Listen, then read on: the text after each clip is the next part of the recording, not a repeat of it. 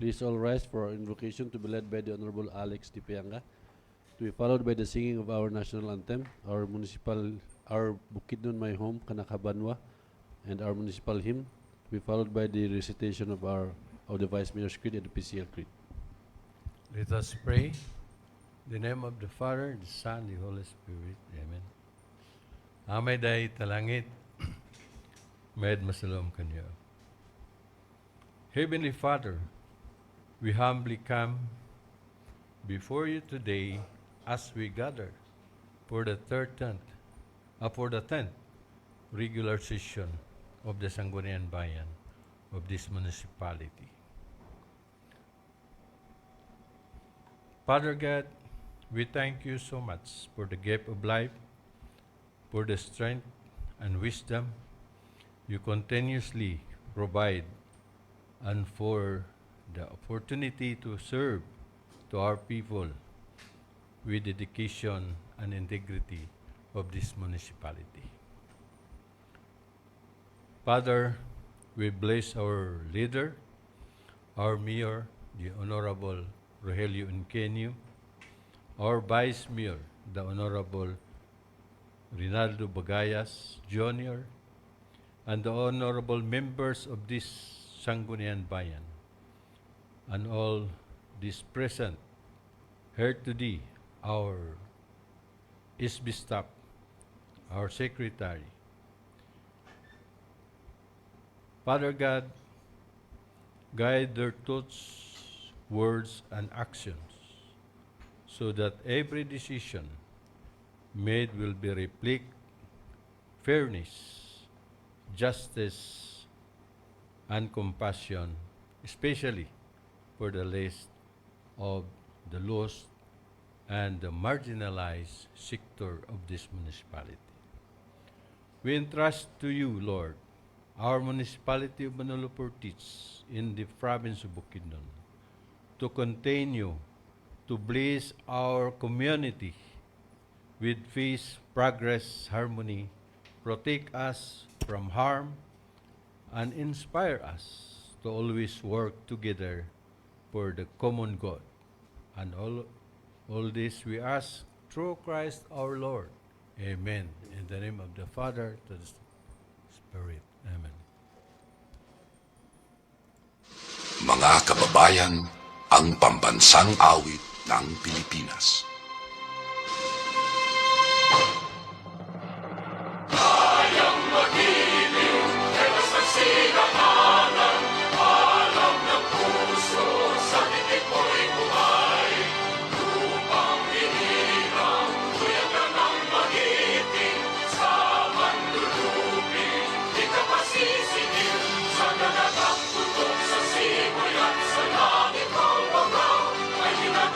Langaw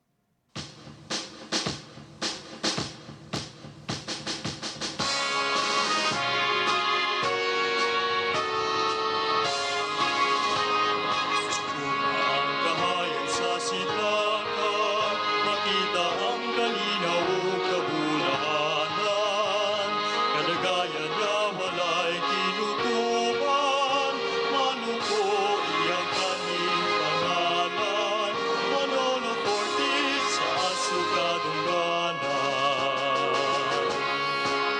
Ang kinatasman o kinauksan, nakibisog sa kalambuan. Ang iyang halapan yung kaumahan, nagsaysay-say ang kadurahan. Nato sa panagiusa, mga responsableng katauhan. Ipakipapag lugar patigdahit sa tibuok na katilingban. Minahal nga Manolo Fortis, matahong namong lungsod nga gipuy-an. Kanunay namong pasidunggan, ugan dungo sa kahangturan. Minahal nga Manolo Fortis, matahong namong lungsod nga gipuy-an. Kanunay namong pasidunggan, ugan dungo sa kahangturan.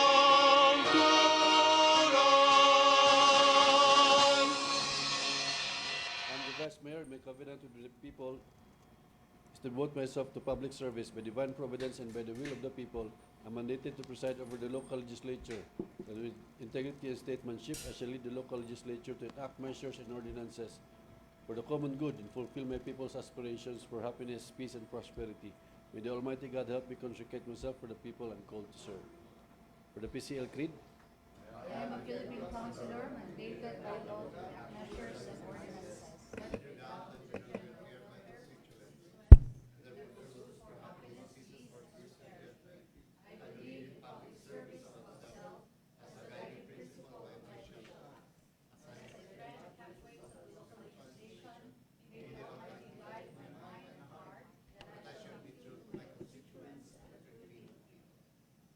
please be seated for the roll call, Madam Secretary.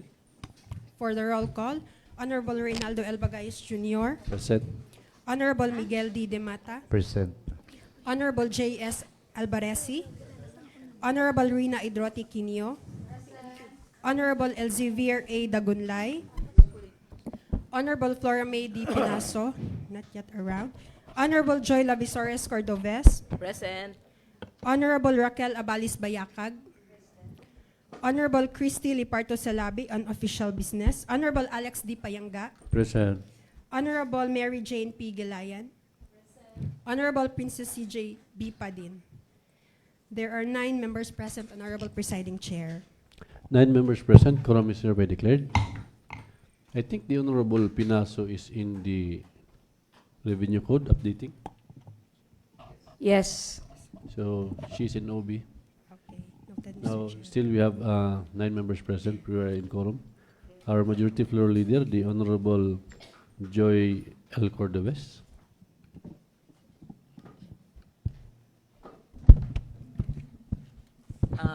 Good morning, Mr. Presiding Officer, and to my colleagues, and to our staff. Mayong buntag kanatong tanan. Welcome to our 10th regular session. Mr. Presiding Officer, I move to approve the order of business. So there's a motion to approve the order of business for today's regular session.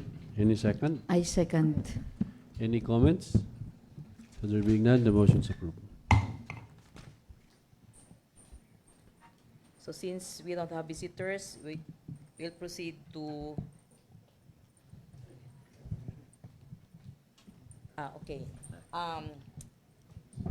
We are now on the reading and adoption of the minutes of the 9th regular session, Mr. Presiding Officer.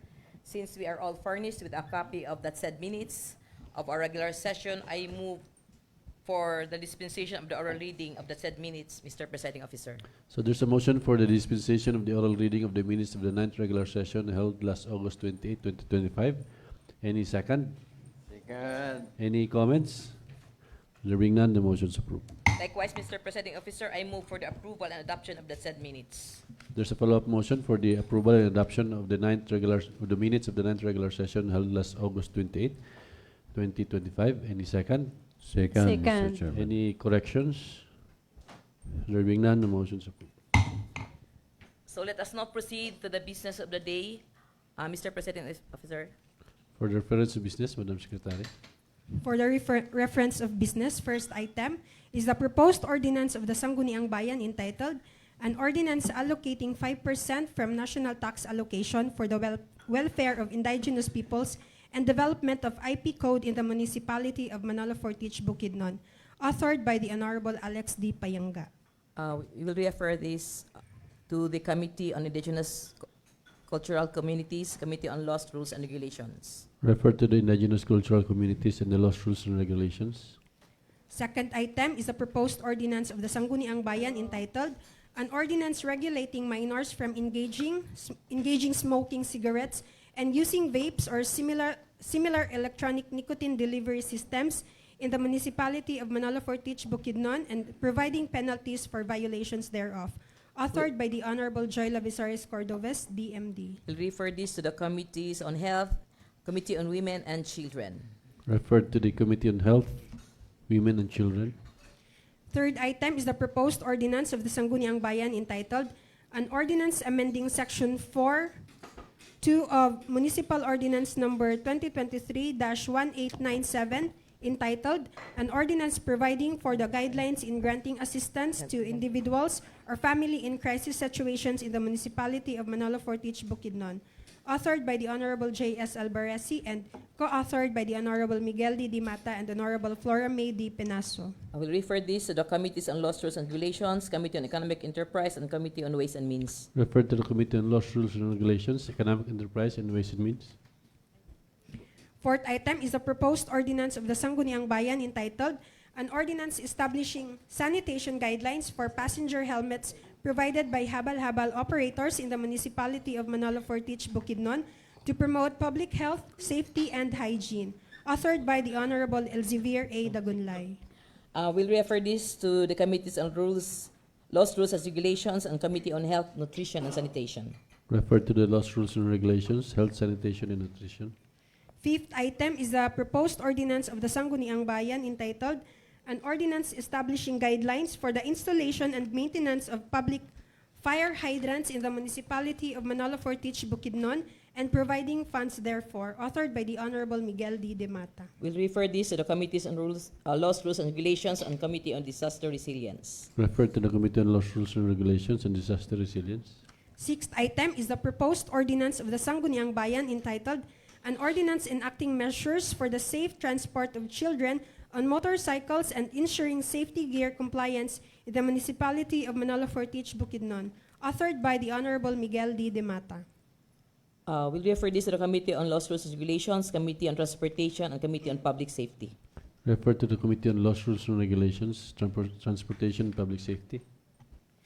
Next item is the proposed ordinance of the Sangguniang Bayan entitled An Ordinance Establishing the Livelihood and Employment Assistance Program for Indigent Solo Parents in the Municipality of Manalo Fortich, Bukidnon, and providing funds therefore, authored by the Honorable Flora May D. Penaso. We'll refer this to the Committee on Laws, Rules, and Regulations, Committee on Livelihood, Committee on Women, Children, and Family Relations. Refer to the Committee on Laws, Rules, and Regulations, Livelihood, Women, Children, and Family Relations. Eighth item is the proposed resolution number 2025-246B-P of the Sangguniang Bayan entitled Resolution Earnestly Requesting the Honorable Senator Juan Miguel Migs F. Zubiri to allocate 25 million pesos for the Manalo Fortich Agriculture Laboratory Building and Facilities, authored by the Honorable Raquel Abalis Bayacag, Honorable Elzevir A. Dagunlay, and Honorable Reynaldo L. Bagayos Jr. We'll transfer this item, Your Honor, as item 1A. Transfer to item 1A.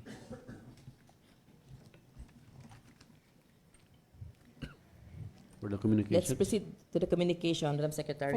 For the first item under communication is a letter dated August 26, 2025, addressed to this august body. Dear Honorable SB members, respectfully endorsing to the Sangguniang Bayan the attached contract of service by and between the local government unit of Manalo Fortich, Bukidnon represented herein by the Municipal Mayor Rogelio N. Quino, referred to as the first party, and Ms. Riza B. Besios, referred to as the second party.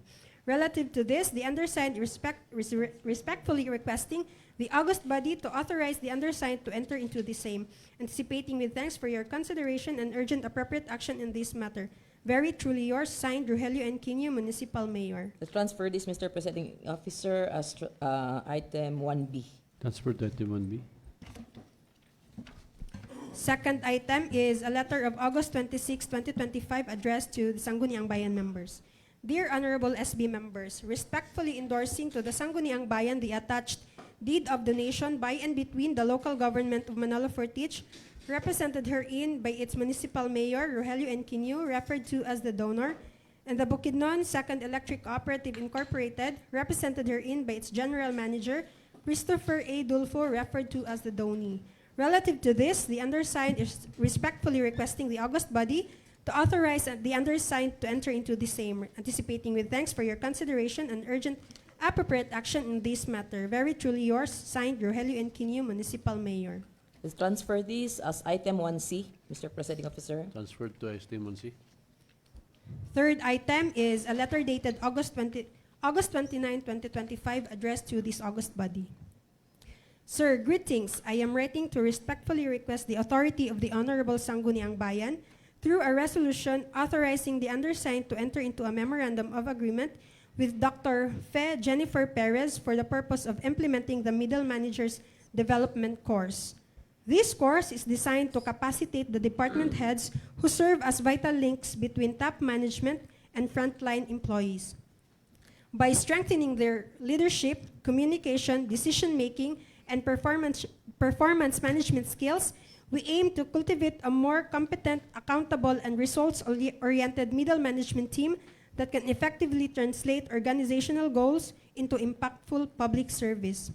Partnering with Dr. Perez, who has extensive expertise in leadership development and governance systems, this will ensure that this initiative is both relevant and transformative. It is my firm belief that the knowledge and skills gained through this course will empower our middle managers to become catalysts of innovation, efficiency, and excellence in governance. In view of the foregoing, I respectfully request the approval and support of the Honorable Sangguniang Bayan for this endeavor. Respectfully yours, signed Rogelio N. Quino, Municipal Mayor. We'll transfer this to item 1D. Transferred to item 1D.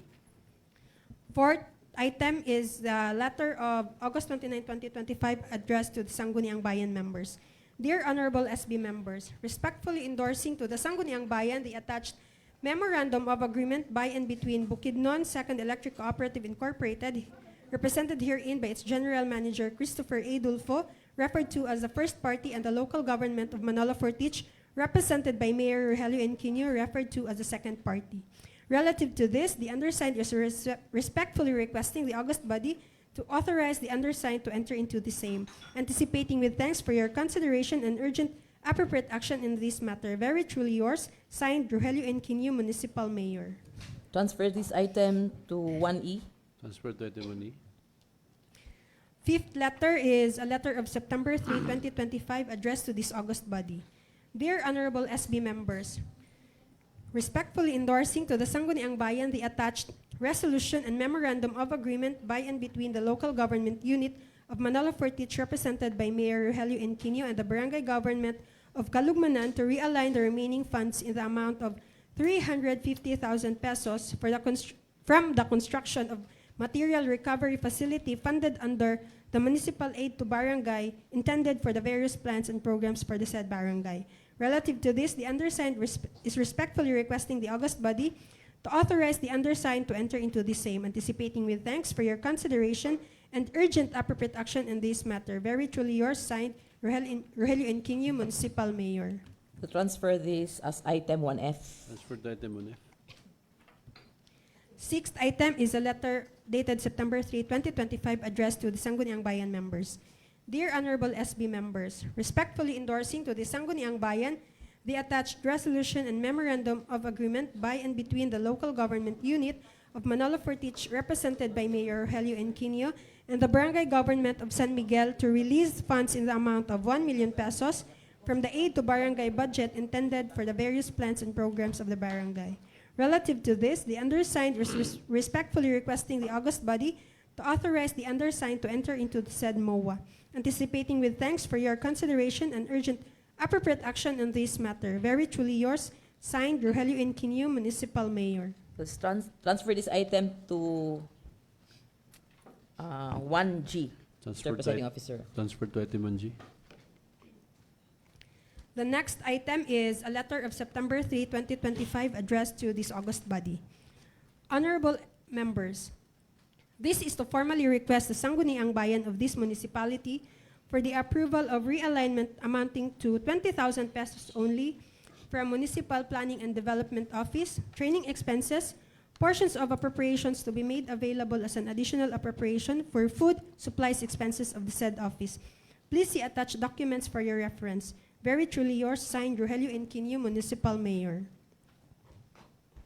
We'll transfer this item, Your Honor, to 1H. Transfer to item 1H.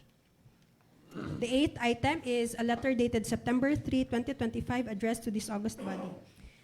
Dear Honorable SB members, respectfully endorsing to the Sangguniang Bayan the attached deed of assignment by and between the local government unit of Manolo Fortich, represented herein by its municipal mayor, Rogelio Enquinio, referred to as the assigner, and the Philippine National Police Manolo Fortich Police Station, represented herein by its Chief of Police, Police Lieutenant Colonel Ivari E. Bacunawa, referred to as the assignee. Relative to this, the undersigned is respectfully requesting this August body to authorize the undersigned to enter into the same, anticipating with thanks for your consideration and urgent appropriate action on this matter. Very truly yours, signed, Rogelio Enquinio, Municipal Mayor. To transfer this as item 1I. Transfer to item 1I. The next item is a MFRTA memoranda, subject of which are the TRICAP endorsements for the following dates and respective applications. So, endorsement dated August 28, 2025 is for the renewal application of the following applicants. Number 1, Velasco Teofilo P. from Lingion, Manolo Fortich, Bukidnon. 2, application of Mr. Wilfredo A. Alinog from Lingion, Manolo Fortich, Bukidnon.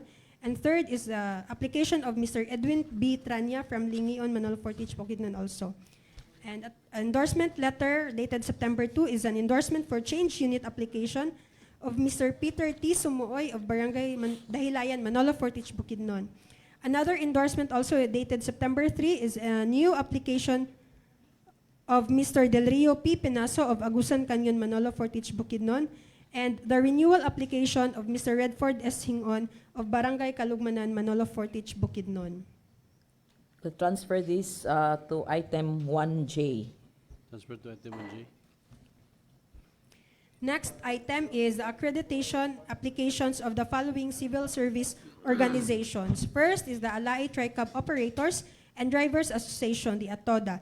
Second is the application of Kalugmanan, San Canon, Lindaban, TRICAP Operators and Drivers Association, or the Kasali TODA. And third is the application of Minsuro Farmers Association. Fourth, Santiago Integrated Crop Farmers Association. Fifth, Mantibugao Agrarian Reform Beneficiaries Farmers Cooperative application. Sixth is the Maharlika Tribal Kingdom Dorosal Agriculture Cooperative. Seventh is the Buseco Multipurpose Cooperative.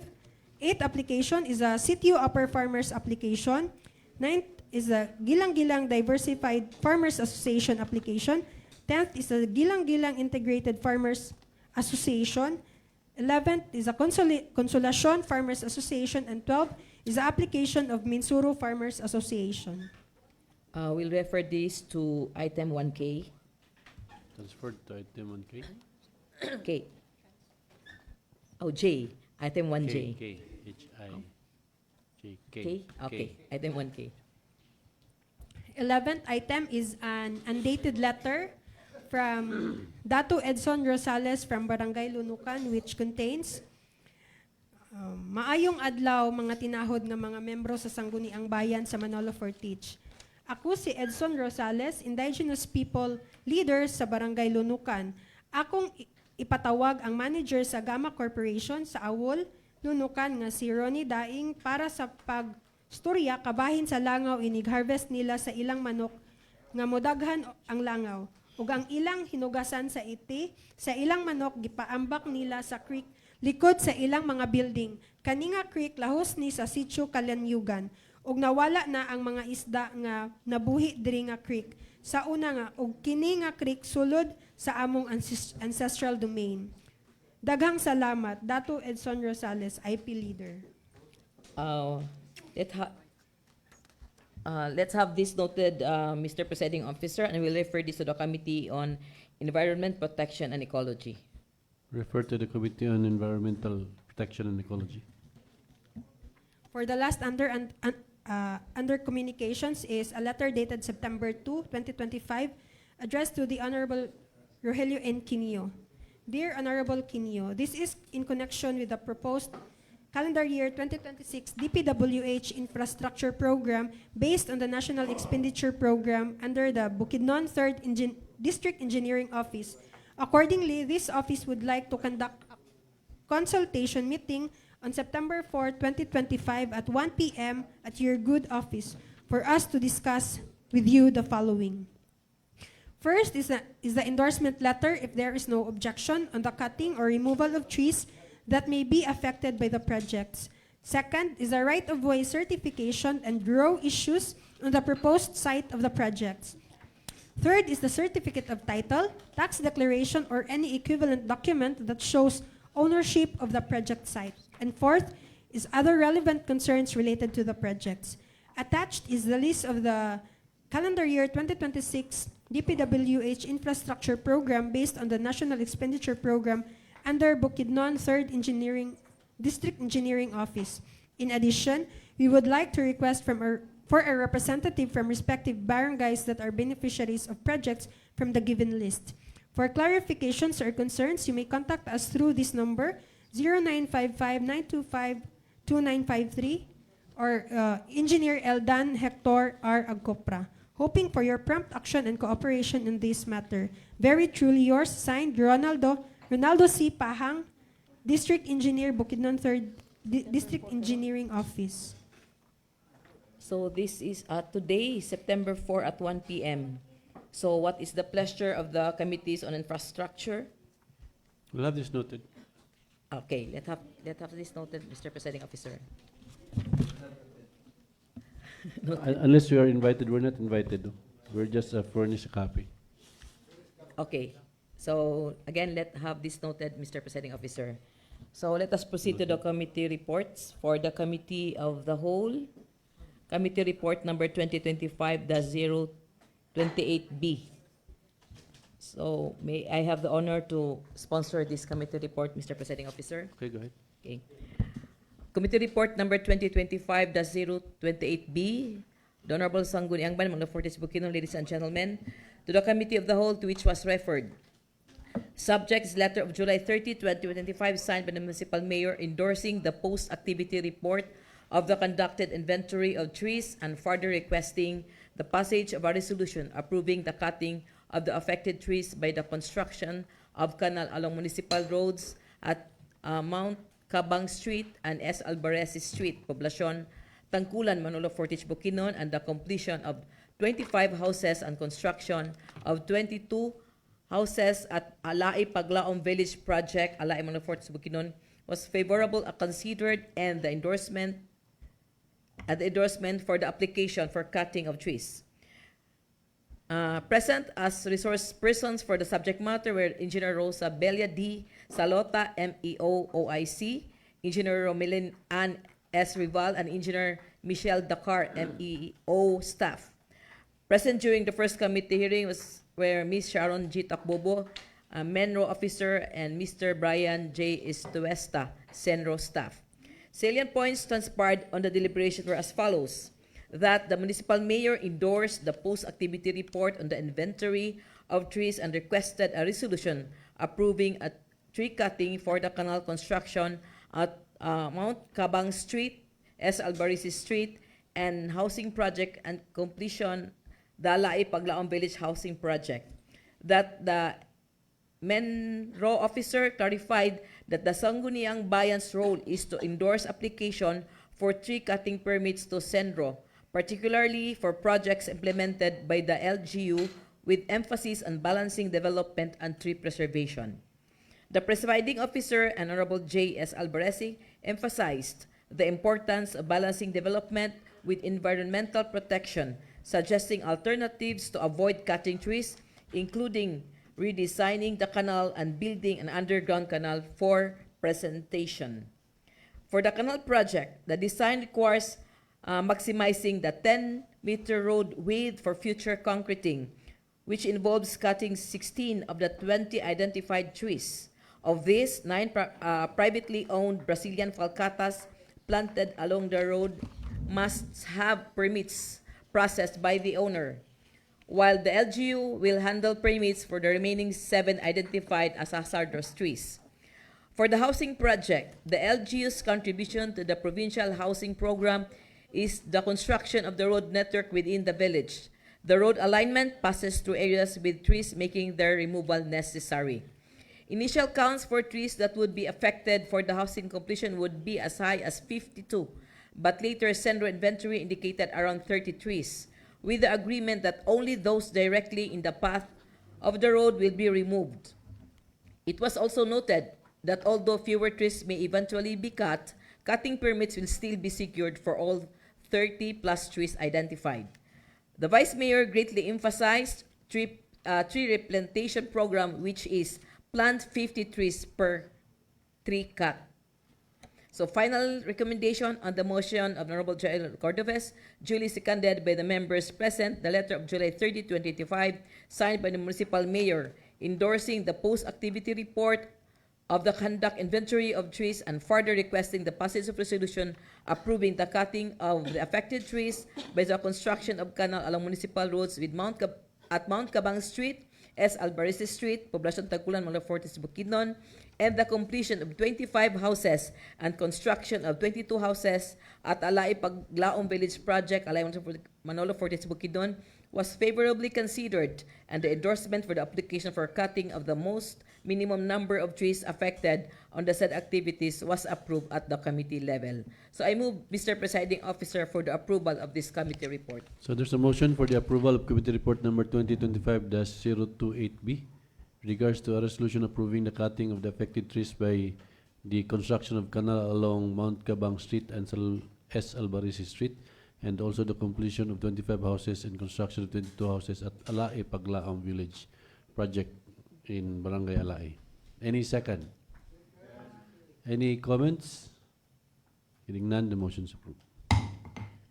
For committee report number 2025-029B will be sponsored by the Honorable Mary Jane Gilayan. The Honorable Gilayan? Wala mo nga. Nangi pa siguro. Nangi pa.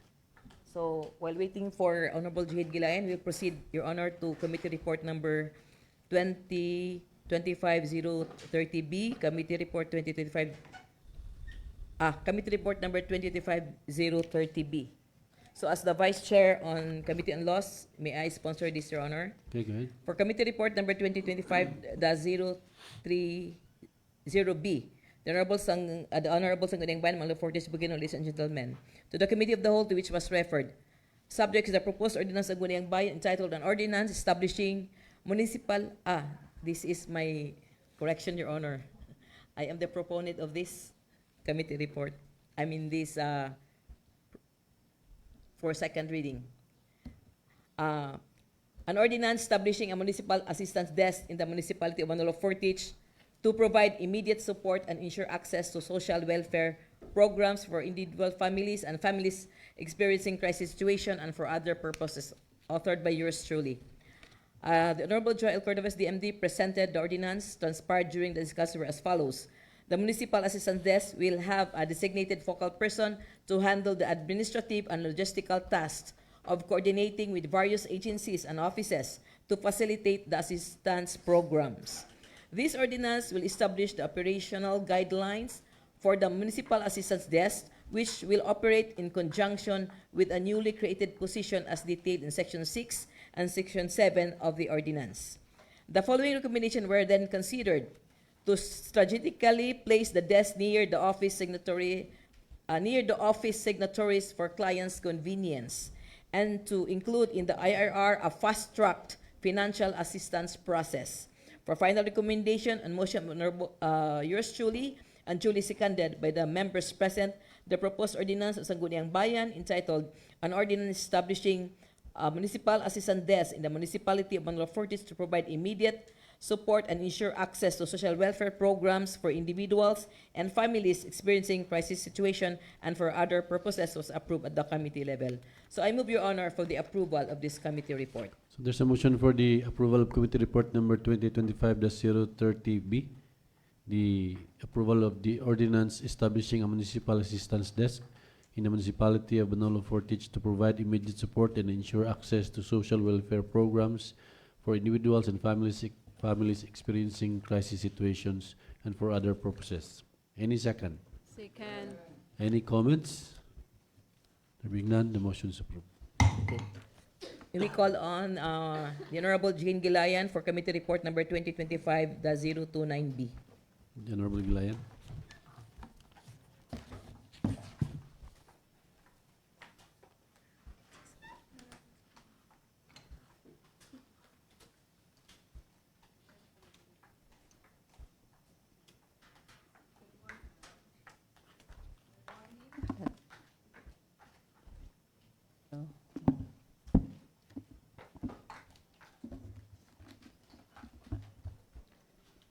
Good morning, Mr. Presiding Officer. Good morning, everyone. Committee Report number 2025-029B, the Honorable Sangguniang Bayan, Manolo Fortich, Bukidnon, ladies and gentlemen, the Committee of the Whole to which was referred. Subject: Proposed Ordinance of the Sangguniang Bayan entitled An Ordinance Establishing Guidelines for the Installation and Maintenance of Functional CCTV Cameras along Major Roads, Alleys, and Sidewalks within Manolo Fortich, Bukidnon to enhance evidence gathering, aid in case filing, and prevent gender-based sexual harassment in streets and public spaces. Authored by Honorable Mary Jean P. Gilayan and co-authored by Honorable J.S. Albarisi and Honorable Joy L. Cordobes, DMD. Honorable Gilayan presented the ordinance. The Sangguniang hereby notes that the inclusion of the LDRRMO office and Section 5 and the IRR made by the municipal mayor and Section 12 have been incorporated in the ordinance, that the CCTV will be monitored by the LDRRMO while the Manolo Fortich Municipal Police involvement is contingent upon a reported incident, that the CCTVs can prevent gender-based sexual harassment and providing strong evidence against offenders, thereby acting as a deterrent. The following recommendations were then considered. Honorable Miguel Dimata suggested to install more audio-able CCTVs in the municipality for better implementation of the said ordinance, duly supported by Honorable Joy Lavizoris Cordobes, eyeing that it will serve as a good recording system to define the types of gender-based sexual harassment in streets and public spaces being monitored in Section 4, Paragraph B, for ease of understanding and clarification. Final recommendation on motion of yours truly and duly seconded by the Honorable Elzevir A. Daganlay, the proposed ordinance of the Sangguniang Bayan entitled An Ordinance Establishing Guidelines for the Installation and Maintenance of Functional CCTV Cameras along major roads, alleys, and sidewalks within Manolo Fortich, Bukidnon to enhance evidence gathering and the case filings and prevent gender-based sexual harassment in streets and public spaces was approved at the committee level. I move with this, Mr. Presiding Officer, I move for its approval. So there's a motion for the approval of committee report number 2025-029B regarding the ordinance establishing guidelines for the installation and maintenance of functional CCTV cameras along major roads, alleys, and sidewalks within Manolo Fortich, Bukidnon to enhance evidence gathering and aid in case filing and prevent gender-based sexual harassment in streets and public spaces. Any second? Any comments? There being none, the motion is approved. Thank you, Mr. Presiding Officer. For committee reports number 2025-031B, committee report number 2025-033B, committee report number 2025-034B, committee report number 2025-035B, committee report number 2025-036B, and committee report number 2025-037B. As the Vice Chair and the Committee on Laws, may I have the honor to sponsor these items, Mr. Presiding Officer? Okay, go ahead. For committee report number 2025-031B, Committee on Laws and Regulations, Committee on Barangay Affairs, the Honorable Sangguniang Bayan, Mando Fortich, Bukidnon, ladies and gentlemen. The Joint Committee on Laws, Rules and Regulations, and Committee on Barangay Affairs, to which was referred, subject ordinance number 2025-009 of Barangay Agusan Canyon, entitled An Ordinance Regulating the Open Pipe Muffler and Any Motorcycle Devices that Amplify the Regular Muffler and Cause Extra Noise, and penalties for motorcycle owners who violate it in Barangay Agusan Canyon. Salient findings transpired was as follows. In Section 1, short title, use the term prohibiting. The DILG advises that generally ordinances should regulate rather than prohibit unless a national statute is being implemented or a clear public safety or policy reason exists for the prohibition. As provided for many LGU, such as cities and municipalities have implemented ordinances just for the purpose of regulating and penalize the use of open pipe mufflers. On penalties, the impoundment of vehicle generally allowed for the barangay to impose as a penalty shall be provided with established the necessary procedures, guidelines such as proper documentation, proper receipts, and written notices should be issued to the vehicle owner within a reasonable time. Written notice to the owner is generally required unless the owner cannot be identified from LTO registration or official receipts. Impounding area. It is mandated for the barangay to establish impounding areas where vehicles can be kept. In Section 9, implementing officer, the subject ordinance provides that Manolo Fortis Police Station will oversee and coordinate with the barangay security group. It is worth noting that a barangay cannot directly require the PNP to oversee the implementation of its ordinance because the PNP falls under the operational supervision and control of the city, municipal mayor, not barangay officials. However, a barangay can only request assistance from the PNP or coordination with the city, municipal mayor to help enforce barangay. For final recommendation, the joint committees recommend returning the subject ordinance to its point of origin for refinement. So I move, Your Honor, for the approval of this committee report. So there's a motion for the committee report, for the approval of committee report number 2025-031B to return to the point of origin, the proposed ordinance of Barangay Agusan Canyon regulating the open pipe muffler and any motorcycle devices that amplify the regular muffler and cause extra noise, and penalties for motorcycle owners who violate it in Barangay Agusan Canyon. Any second? Any comments? There being none, the motion is approved. For Joint Committee Report number 2025-032B, Committee on Laws, Rules and Regulations, Committee on Barangay Affairs. The Honorable Sangguniang Bayan, Manolo Fortis, Bukidnon, ladies and gentlemen. The Joint Committee on Laws, Rules and Regulations, and Committee on Barangay Affairs, to which was referred the subject ordinance number 11 series of 2025 of Barangay Dalirig, entitled An Ordinance Encouraging All Households of Barangay Dalirig, Manolo Fortis, Bukidnon, to engage in backyard gardening to promote health and sustainability in the community. Salient findings transpired was as follows.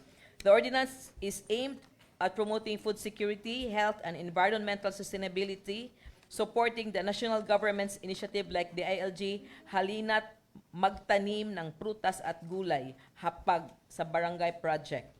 The ordinance used the term encourage for the purpose of persuading, inspiring with courage, spirit of hope to carry out a program of the barangay.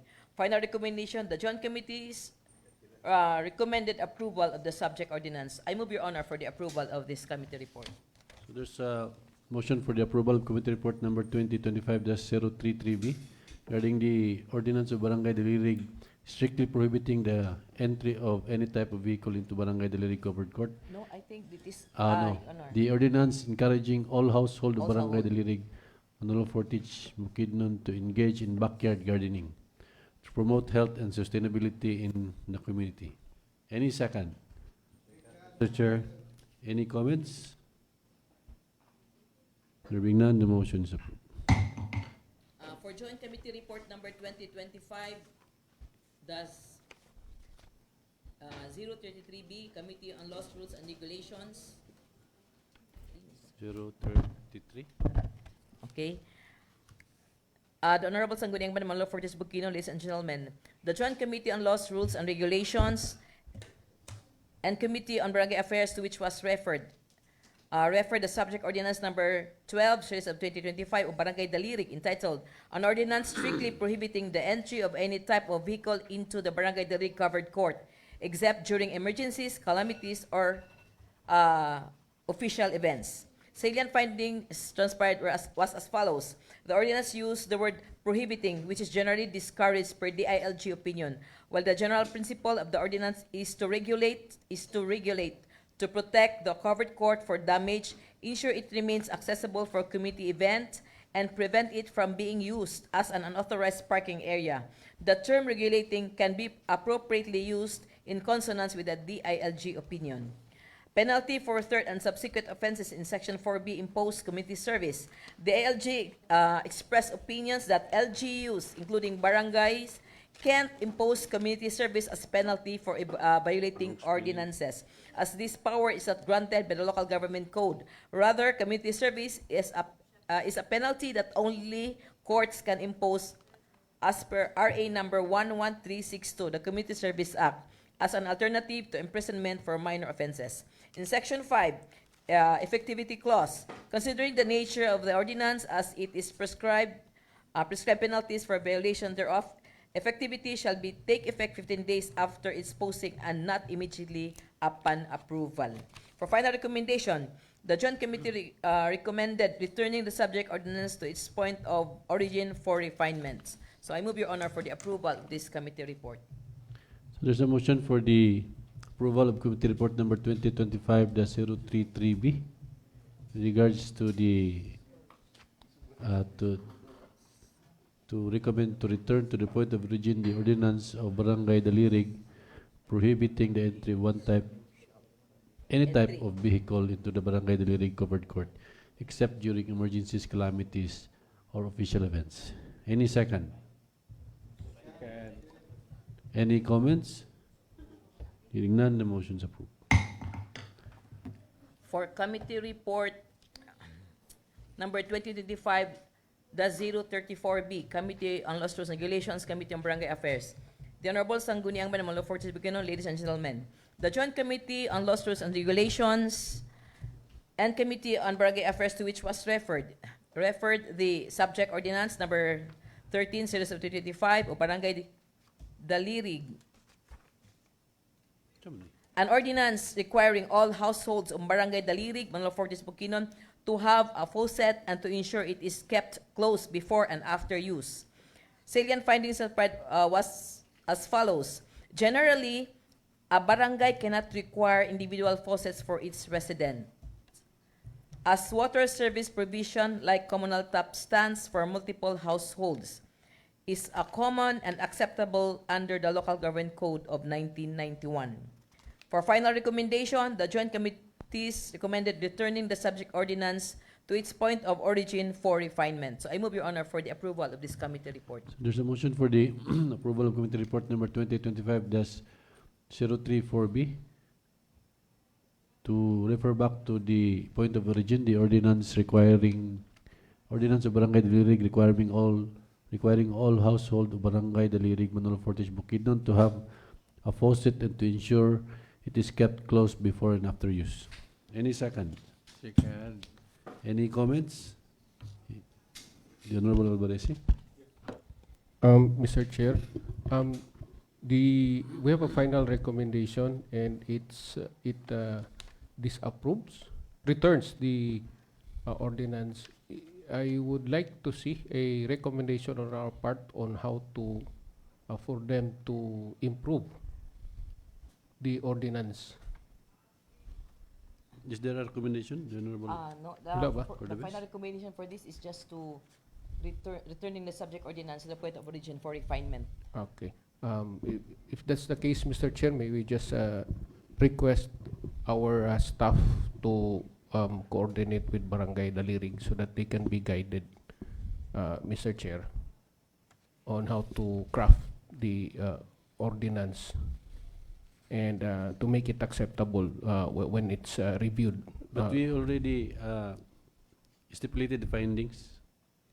Yes, it's returned, Mr. Chair.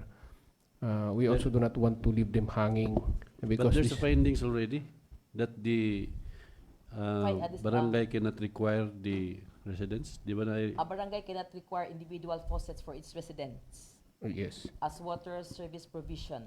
Mhm.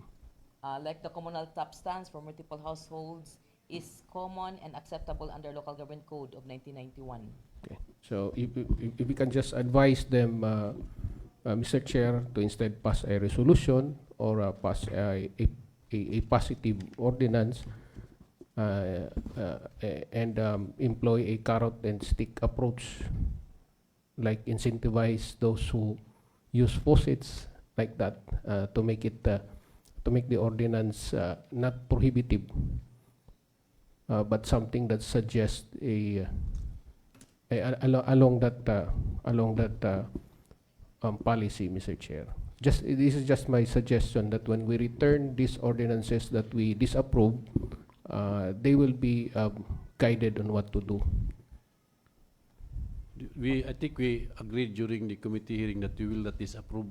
Yes. Just return. Just return the one for their refinement. Na it's not our legislative action nga kita mo yung mag-regulate or mag-prohibit dito sa barangay. Yes. It's for them. So us is just to suggest. Yes. It's not actually that we impose or require them to do it. It's just a suggestion that it would be acceptable if ever na yung mga suggestions. I get the point also of the Honorable Vice Mayor. Di po pwedeng we impose kay sila magid ang Sila man gyud author Yes. na. So we cannot tell them what to do. We just suggest. yes, Mr. Chair. Explain to them the reason why it was disapproved. So I have no objection to this committee report, Mr. Chair. I think that already reflects what transpired during the committee hearing. Yes. We Thank just stipulate the findings Yeah, that it cannot be approved because of the findings. So it's up to them to refine it or to whatever they want to do it. Yes. Thank you, Mr. Chair. Thank you, Honorable Alvarez. Any more comments? So there being no more, the motion is now approved. So for committee report number 2025-035B, Committee on Laws, Rules and Regulations, Committee on Barangay Affairs, the Honorable Sangguniang Bayan, Manlo Fortich, Bukidnon. Ladies and gentlemen, the Joint Committee on Laws, Rules and Regulations and Committee on Barangay Affairs, to which was referred, subject ordinance number 2025-002 of Barangay Tangkulan, entitled An Ordinance Providing Rules and Regulations and Fees on the Use of the Barangay Tangkulan Tulugan Hall and providing penalties thereof. Salient findings transferred was as follows. Tulugan is a barangay-owned facility. The local government code allows the barangay to collect fees for services related to barangay-owned properties, among others. Such fees can only be collected through an enactment of an ordinance. So rental rates imposed in the ordinance are reasonable to cover appropriate expenses for the use thereof. Final recommendation, the Joint Committee recommended approval of the subject ordinance. I move, Your Honor, for the approval of this committee report. So there's a motion for the approval of committee report number 2025-035B regarding the barangay ordinance of Barangay Tangkulan providing rules and regulations and fees on the use of Barangay Tangkulan Tulugan Hall and providing penalties thereof. Any second? Second, Mr. Chair. Any comments? Was it stipulated on where the fees will go?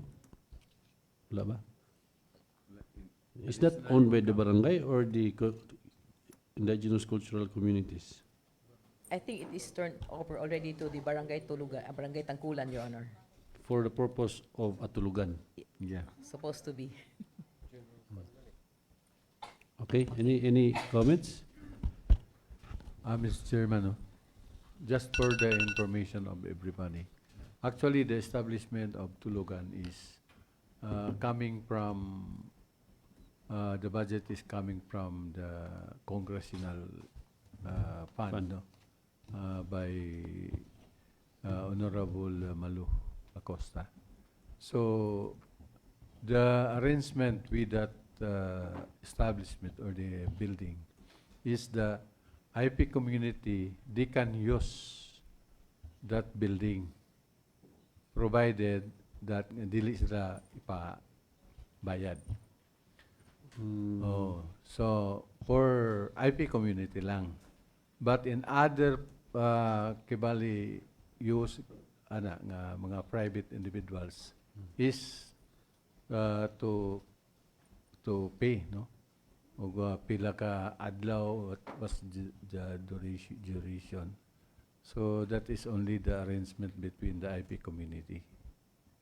Thank you, Mr. Chair. Thank you, Honorable Penga. Any more comments? So there being no more comments, the ordinance providing rules and regulations and fees on the use of Barangay Tangkulan Tulugan Hall and providing penalties thereof is now approved. For Committee Report Number 2025-036B, Committee on Laws, Rules, and Regulations, Committee on Barangay Affairs, the Honorable Sangguniang Bayan, Malaportes Bukidnon, ladies and gentlemen, the Joint Committee on Laws, Rules, and Regulations, and Committee on Barangay Affairs, to which was referred the subject ordinance number 2025-003 of Barangay Tangkulan, entitled an ordinance providing cash incentives to all barangay volunteers of Barangay Tangkulan who opted to end his/her service at the age of 60 and above and have rendered at least 10 years in service as a barangay volunteer and appropriate funds thereof. Salient findings transpired was as follows. The grant of cash incentives to barangay volunteers is categorized under long service awards, which is allowed by law for the LGU to grant and can only be provided by enactment of local ordinance. Funds shall come from the barangay administrative support. Noteworthy that the subject ordinance shall not be retroactive in effect. So final recommendation, the joint committees recommended approval of the subject ordinance. So I move, Your Honor, for the approval of this committee report. There's a motion for the approval of Committee Report number 2025-036B regarding the ordinance of Barangay Tangkulan providing cash incentives to all barangay volunteers of Barangay Tangkulan who opted to end his or her service at the age of 60 and above and have rendered at least 10 years in service as a barangay volunteer and appropriate funds thereof. Any second? Any comments?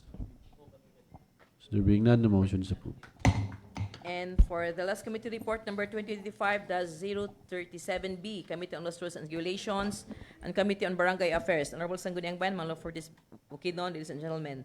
The Joint Committee on Laws, Rules, and Regulations, and Committee on Barangay Affairs, to which was referred the subject ordinance number 007-025 of Barangay Tangkulan, entitled An Ordinance Prohibiting Individuals from Roaming in Public Places Half-Naked or Indecently Dressed within the territorial jurisdiction of Barangay Tangkulan, Manolo-Fortis, Bukidnon, and providing penalties therefore. Salient findings transpired was as follows. The title of the subject ordinance used the term prohibiting, which is generally discouraged per the ILG opinion. The term regulating aptly applies considering given circumstances in the subject ordinance. Exemptions shall also be applied on areas like rivers, swimming pools, and like, which are not included in Section 4 of the subject ordinance. In Section 5, penalties imposed, community service as penalty for violations thereof. The LG expressed opinion that LGUs, including barangays, can't impose community service as penalty for violating ordinance, as this power is not granted by the local government code. Rather, community service is penalty that only courts can impose as per RA number 11362, the Community Service Act, as an alternative to imprisonment for minor offenses. For final recommendation, the joint committees recommended returning the subject ordinance to its point of origin for refinement. So I move, Your Honor, for the approval of this committee report. So there's a motion for the approval of committee report number 2025-037 to return to the point of origin, the ordinance of Barangay Tangkulan, entitled an ordinance prohibiting individuals from roaming in public places half naked or indecently dressed within the territorial jurisdiction of Barangay Tangkulan, Manolo Fortich, Bukidnon, and providing penalties thereof. Any second? Second, Mr. Chairman. Any comments? Yes, just comment, Mr. Chair, because it's Honorable- still very Honorable early, Mr. Chair. We had a lively discussion on full naked, Mr. Chair. O kung full, Yes. dili siya. It's okay to be fully naked. Kay half naked raman Half may naked, gibawal. That's also what I think with the ordinance, Mr. Chair. And I think this is one of the proper subject of my earlier comment. I-inform lang sila, itunol ni siya nga, your ordinance was disapproved because of prohibiting word. So ipasa sa ila, pulihin lang ni regulating. Basig ma-approve na. Pero just the same, katong imong question, what if fully naked?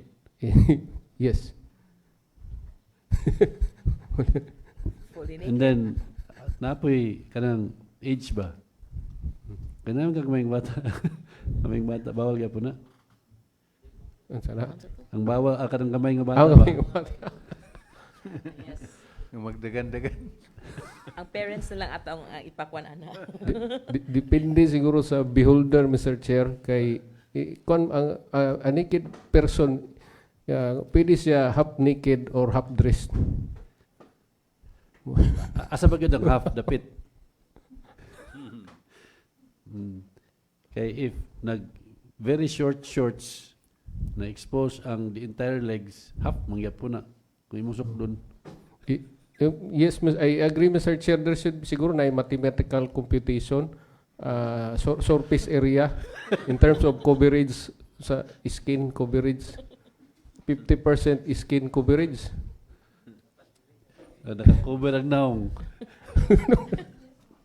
And also, there was a good point raised on beauty contest. More than half, di ba? More than half. If two pieces bikini. Half naked is one piece. Oh, Oh, one piece. Accepted na sila. Pero two piece. Two O two pieces. More than half na. But well, anyway, yes, we will wait, Mr. Chair, for their improved version of the ordinance. Balik man nila. We will have another lively discussion on this ordinance when it comes back. Thank you, Mr. Chair. can we also stipulate na lang or mention those queries or Full naked. oh, ato ibatang tong kana siya nga mga queries ni arise diri para basig wala pud nila mahibaw ina or basig na sila answer.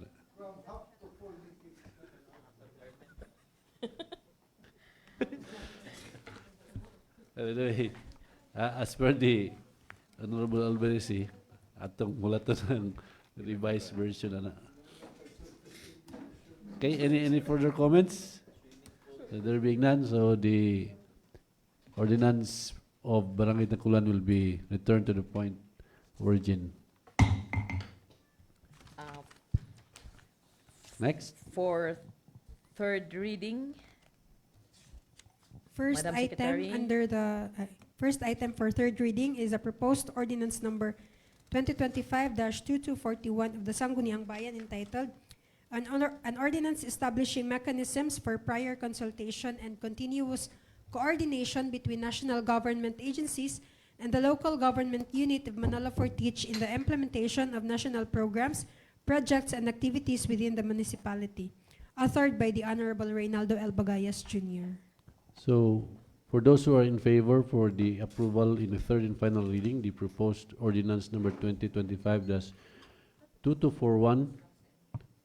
an ordinance establishing mechanisms for prior consultation and continuous coordination between national government agencies and local government unit of Manolo Fortich in the implementation of national programs, projects, and activities within the municipality. Please raise your right hand. 1, 2, 3, 4, 5, 6, 7, 8 out of 8. So the proposed ordinance number 2025-2241, an ordinance establishing mechanisms for prior consultation and continuous coordination between national government agencies and local government unit of Manolo Fortich in the implementation of national programs, projects, and activities within the municipality is now approved on third and final reading. Second measure is the proposed ordinance number 2025-2242 of the Sangguniang Bayan entitled An Ordinance Exempting Indigent Residents of the Municipality of Manolo Fortich, Bukidnon from the payment of building permit and zoning clearance fees to promote social equity and encourage compliance with building regulations, authored by the Honorable Elzevir A. Dagunlay. So for those who are in favor for the approval on third and final reading, the proposed ordinance number 2025-2242, an ordinance exempting indigent residents of the municipality of Manolo Fortich, Bukidnon from the payment of building permit and zoning clearance fees to promote social equity and encourage compliance with building regulations. Any second? Oh, no. Please raise your right hand. So 8 out of 8, the proposed ordinance exempting indigent residents of the municipality of Manolo Fortich, Bukidnon from payment of building permits and zoning clearance fees to promote social equity and encourage compliance with building regulations is now approved on third and final reading. So let's proceed to transferred item, Mr. Presiding Officer, but can we have a short break? Let's have Health a break. 2-minute break, 2-minute health break.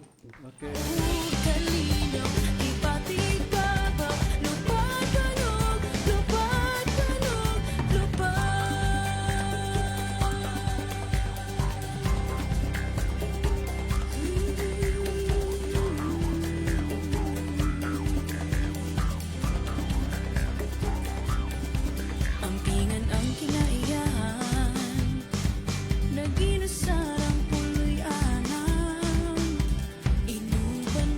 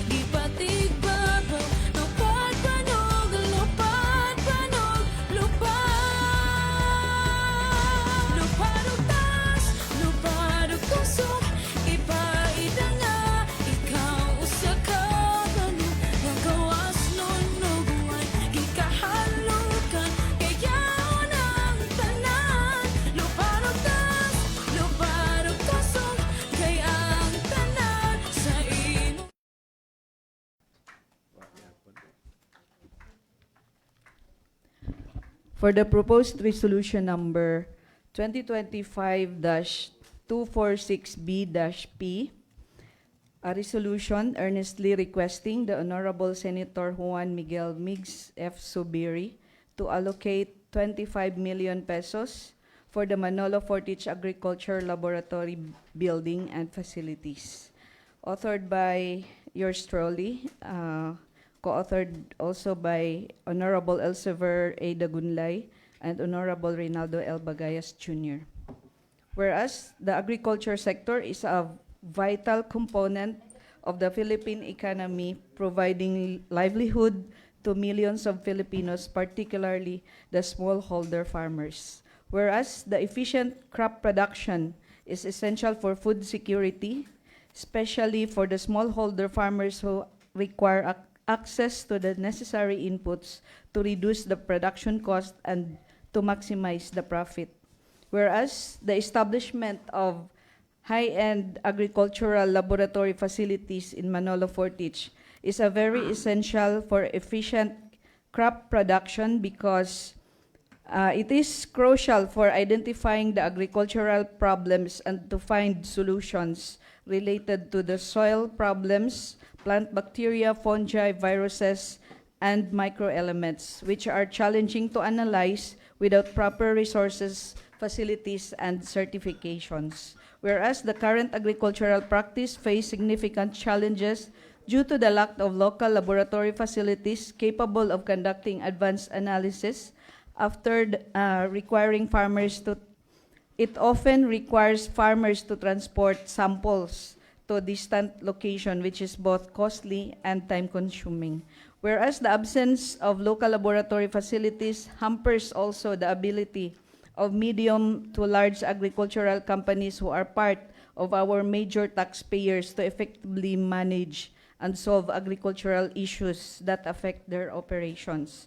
Whereas the Philippine government recognizes the importance of supporting agriculture through various laws and programs, including the Agricultural Modernization Act, or the Republic Act number 8435, and the Comprehensive Agrarian Reform Law, the Republic Act number 6657, which aims to enhance agricultural productivity and ensure the welfare of the farmers.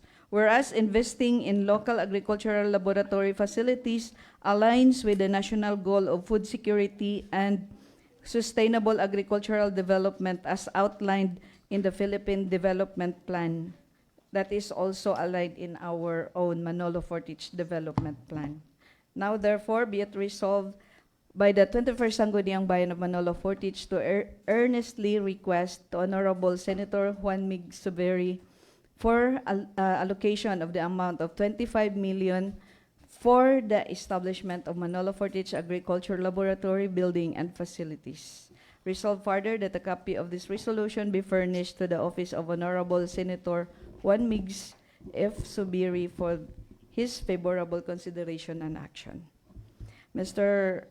Presiding Officer, I move for the approval of this resolution number 2025-246B-P. There's a motion for the approval of the proposed resolution earnestly requesting the Honorable Senator Juan Migs F. Subiri to allocate 25 million pesos for the Manolo Fortich Agriculture Laboratory building and facilities. Any second? Second, Mr. Chairman. Any comments? Mr. Chair, The Honorable Alvarez. just a few questions. A few questions, Mr. Chair, since I am not an expert on the subject matter. Unsa ni nga mga equipment ang naa sa laboratory building and facilities o kaning 25 million para ni sa building or mga apil na ang equipment ani? I'd like to be enlightened, Mr. Chair, Mr. Presiding Officer. Let me answer with that, Attorney Alvarez, Honorable. This is the building, and then it also includes the facilities. So it involves high-end laboratory equipments that could analyze soil samples, microelements, and also for the plant bacteria, viruses, and also fungi. So it's various So details of this can be provided as soon as the request is already answered. The Honorable Nagunlay. Thank you, Mr. Presiding Officer. Additional for that information, Mr. Presiding Officer, is the tissue analysis that is very important for finding the element present in various plants, and another is the examination of virus from the poultry, bird flu, swine flu, that is included in that requisition, Mr. Presiding Officer. Okay. Any further queries, the Honorable Payanga? I would like to ask Mr. Presiding Officer if this laboratory and facilities exist in our region or in Mindanao or in Bukidnon? Honorable Abalis, nabanisa So far, it exists separately in a small basis. Dili siya ka ng in one location. And for example, for soil analysis, we only analyze macro elements like NPK and the organic matter. Asa dapit? In our DA, for example. Okay. But it's not complete because there's a lot of elements that are Yes, included but and needed I think in the our question of the production. Honorable Payanga is there a facility similar to this proposed Yeah. facility? Exists. Dili sa- Similar sa to region? what we are looking at, there's none yet, Mr. Even in the region? Yes, none in the region, none in The Mindanao, and it would be very good for Mindanao to have one like this because there's a lot of viruses, for example, that is not allowed to enter Mindanao, and then there are also a lot of viruses that is not allowed to be brought in other islands. That's why the BPI is very strict on those. Yes. Yeah, one more thing. Oh. Si Kasupin. Meaning, Mr. Chairman, if this request will be granted coming from the national government, meaning it is one of its kind, no? I think not only in Mindanao, but entire Philippines, if that is the possibility. So I think that is very good. Thank you, Mr. Chairman. Thank you, Honorable Payanga. The Honorable Alvarez. first, Yes, and yes, Mr. Honorable Chair. Just to guide our imagination, kay one of a kind magid siya. So we want to visualize how many UPLB facility para ma-visualize na to ba kay if it's a earth shaking good development or a project that's unprecedented. What takabalo, we have no standard of achievement or failure kay bag-o siya. So we should have an idea o unsa nga facility ang at ang par ani niya, like UPLB nga facility kay we can do a research. The Honorable Abalis. Yes, Mr. Honorable Alvarez. There is existing in UPLB for the viruses, plant bacteria, fungi in UPLB under the Institute of Plant Breeding. That is also used in East West Seed Company. The soil, they don't exist in one location because the soil analysis is in the National Laboratory of Soil Conservation in Quezon City. So dili siya usa ka facility bulag-bulag. Yes, which in our case we can combine in Wala po si East West ani. we don't have soils, only plant diseases and viruses, bacteria. Honorable Dagunlay. Uh, Thank you, Mr. Presiding Officer. There is one in Davao for only tissue analysis in Lapanday, but very expensive. In one element, for example, manganese, it cost us 3,500 for one sample. So if you complete the 12 elements, so very expensive. The farmers cannot afford for that analysis. That it is very important for the farmers, Mr. Presiding Officer. Yeah, and in fact, Mr. Presiding Officer, for the soil analysis of big private companies, they did it in the US, and some middle size agricultural like the A and V and C in Kalanawan, they are producing products for NutriAsia. They do their soil analysis in Vietnam. And to think that those in Vietnam were learned in the UP Los Baños. So it would be great for Philippines to have our own. Okay.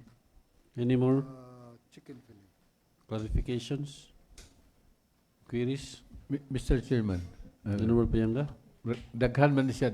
I think this is a multi laboratory whatever unsay mga facilities din. So basig gamay ra ni ang 25 million. Do you have an idea, Honorable Raquel Bayakag, in terms of the facility? Like for example, in soil analysis and other analysis equipment, no? Para nga motumbok gid siya, no? If the building itself pila and other facilities pila para matumbok, and I think we will write a letter also for the follow up address to the senator ana para morag ma-convincing siya ba, di ba? I don't know, that's my idea. It would be a good add-on idea, Honorable Pero I mean, what's the basis sa 25M? Or this is just an estimate? Or the 25 million is based on the predicted in the plan that we have, our previous plan. It was listed by the DA. But together, during our discussion now, which we, Councilor Dagunlay mentioned the tissue culture matter, it may add, it would be good to add, because what we, yesterday I also talked with Ma'am Gemma Kanya, and the tissue culture is still not yet there. So now, giving the idea of Councilor Dagunlay, then it would be good to include or maybe also increase the amount as recommended by Honorable Payanga.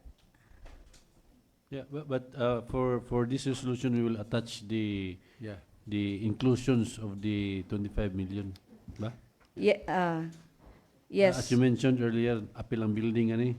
Yes, Apil ang it building, includes and the then building. the equipment, uban materials. Yeah. So maybe we can ask Councilor Dagunlay if we include the tissue analysis, then how much percentage we should add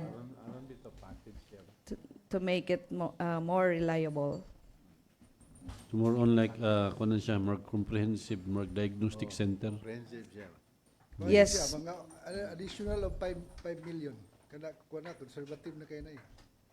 Naroon na sa mga 3 point something. So as long as we will attach, no, what's the inclusions of the 25M or the amount stipulated in the resolution. I agree with that, Mr. Okay, any Chair. more comments? Mr. Chair, you can use as reference kaning Integrated Laboratories Division of the DA. So doon na sila dito katong tanan tissue. Asa na DA sa central office? It's regionalized already, Mr. Chair. So they already have soil, fertilizer, plant tissue, water, katong gi-mention ni Councilor Dagunlay. So we have that in our region. Regional level, pero as mentioned by Councilor Kuan, the author, the lady from Lindaban, Mr. Chair, lain-lain, some are mobile even, so not housed in one building, I believe. So this will be unique. This will be new. We should also make a feasibility study on this. The personnel that we will be assigning here, the maintenance and operating expenses. Maybe we will cross the bridge when we get there kung naa na gid ni. Klaro na gid madayon ang project. Okay, any more clarifications? So if there are no more comments and clarifications, the proposed ordinance, proposed resolution requesting the Honorable Senator Juan Miguel F. Subiri to allocate 25 million pesos for the Manolo Fortis Agriculture Laboratory Building and Facilities is now approved. Thank you. Thank you, Honorable Abales. Next, for item 1B. Okay. For transferred item 1B, 1B, 1C, 1D, E, F, G, and I. May I have the honor to sponsor these items, Your Honor? Okay, go ahead. For transferred item 1B, a letter of August 26, 2025, signed by the Municipal Mayor, requesting authority to enter into contract of service with Ms. Lisa Bay Vicious as part-time trainer for floral arrangement during the 4th Municipal Livelihood Summit of the Local Government Unit. Mr. Presiding Officer, the Municipality of Manolo refers to the Authority of Municipal Mayor entered into a contract of service with Ms. Lisa B. Vicious to serve as part-time trainer for floral arrangement during the 4th Livelihood Summit at Technical Skills and Development Center. The contract runs for 2 days with an agreed compensation of 1,400 per day, intended to enhance the livelihood skills and capabilities of participants in floral arrangement. So this engagement supports the LGU's continuing program for providing skills training and livelihood support opportunities to its constituents. So, Mr. Presiding Officer, I move for the approval of the contract of service entered into by the Municipality of Manolo Fortis, represented by our Municipal Mayor Rogelio Enquino and Ms. Risa Babe Vicious as part-time trainer for floral arrangement during the 4th Livelihood Summit, and to authorize the Municipal Mayor to enter into the same. So there's a motion for the approval of the request of the Municipal Mayor to enter into a contract of service with Ms. Risa B. Vicious as part-time trainer for floral arrangement during the 4th Municipal Livelihood Summit of the LGU. Any second? I second. Any comments? Hearing none, the motion is approved. For transferred item 1C, a letter of August 26, 2025, signed by the Municipal Mayor requesting authority to enter into deed of donation with Boseco, Bukidnon 2nd Electric Cooperative Incorporated. This deed of donation covers the construction and installation of distribution lines with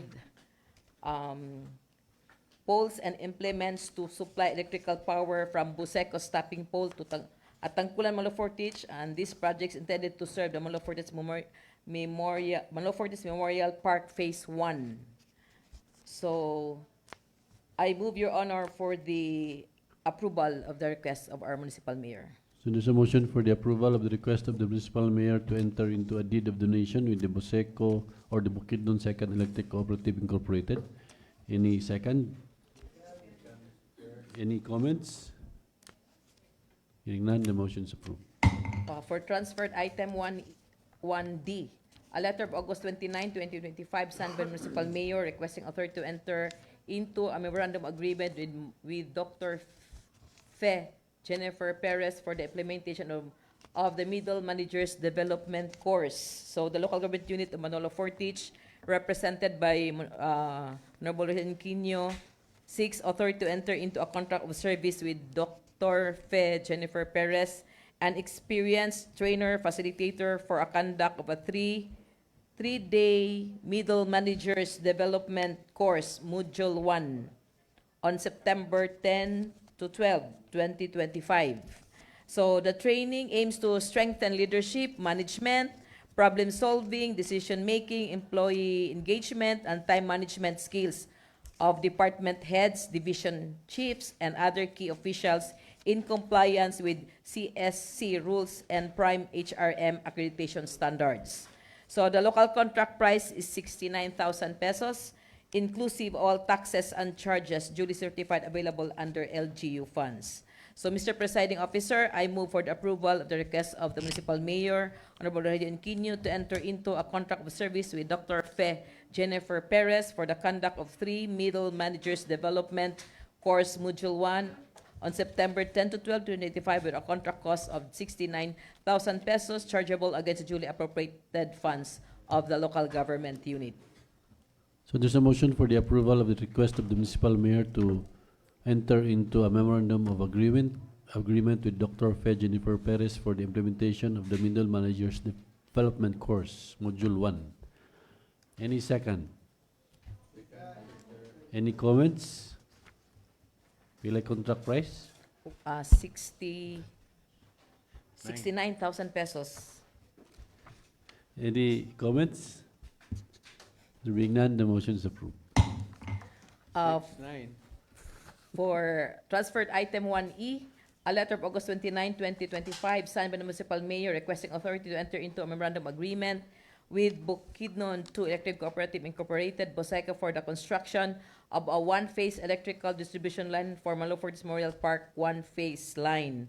So the municipality of Manlo Fortich, through municipal mayor Rogelio Henquinho, entered into a memorandum of agreement with Bukidnon 2 Electric Cooperative Incorporated, the Boseco, represented by General Manager Christopher Idolfo, for the construction of a one-phase electrical distribution line of the Manlo Fortich Memorial Park Phase 1. Under the agreement, the LGU shoulders the materials and labor costs, while Boseco undertakes the line construction in compliance with NEA and Boseco standards. So, Mr. Presiding Officer, I move for the approval of the memorandum agreement between the municipality of Manolo Fortich, represented by our municipal mayor Rogelio Henquinho, and the Bukidnon 2 Electric Cooperative Incorporated, Boseco, represented by its general manager, Mr. Christopher Idolfo, for the construction of an one-phase electrical distribution line at the Manolo Fortich Memorial Park, and to authorize the municipal mayor to enter into the same. This is not phase 1, this is single phase, ba? Single piece. Oh, yes, So single. there's a Electrical motion for the distribution. approval of the request of the municipal mayor to enter into a memorandum of agreement with the Bukidnon 2nd Electric Cooperative Incorporated for the construction of a single-phase electrical distribution line for the Manolo Fortich Memorial Park single-phase line. Any second? Second, Mr. Chair. Any comments? Hearing none, the motion is approved. For transferred item 1F, a letter of September 3, 2025, signed by the municipal mayor requesting authority to enter into the memorandum agreement with Barangay Kalugmanan for the implementation of the plans and projects of the barangay, amounting to 350,000 pesos. Mr. Presiding Officer, I move for the approval and resolution and supplemental memorandum agreement entered into by and between the local government unit of Manolo Fortich, represented by our municipal mayor Rogelio Henquinho, and the barangay government of Kalugmanan, represented by Honorable Menelio P. Guayan, covering the realignment of 350,000 pesos from the unutilized funds of the Material Recovery Facility Project to other priority expenditures of the barangay, and to authorize the municipal mayor to enter into the same. So there's a motion for the approval of the request of the municipal mayor to enter into a memorandum of agreement with Barangay Kalugmanan for the implementation of the plans and programs of the barangay, amounting to 350,000 pesos. Any second? Second. Any comments? Yes, Honorable Mr. Alvarez. Chair. In case of realignment, medyo stricto gamay ang rules ana. Murag dili siguro basta mabalhin sa lain nga item or lain nga expenditure category or classification. Can we look at the source of fund, Mr. Chair, and where it will be realigned?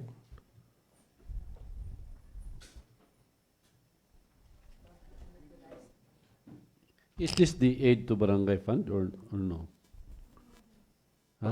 Kung aid, realign siya, This same is aid lang gihapon, murag mapwede ra. Pero tanaw na to. This is aid. This is aid to barangay. They mentioned that there's an unutilized fund from the MRF to be utilized by the seminars. Okay. So, Mr. Presiding Officer, it's aid to barangay MRF to aid to barangay kanina dayon. 5 items in i-replace sa unutilized MRF. yeah. So, same aid to Same barangay. aid to barangay. Mas accurate pag yun, financial assistance. Financial assistance to financial assistance ra gihapon, Mr. Chair, ang realignment. Okay, thank you, Mr. Chair, na Okay. nakuan lang ko sa MRF din nakapaingon sa Charter Day and uban pa. Thank you, Mr. Chair. Thank you, Honorable Alvarez. Any more comments? So, hearing no more, the motion to approve the request of the municipal mayor to enter into a memorandum of agreement with Barangay Kalugbanan is now approved.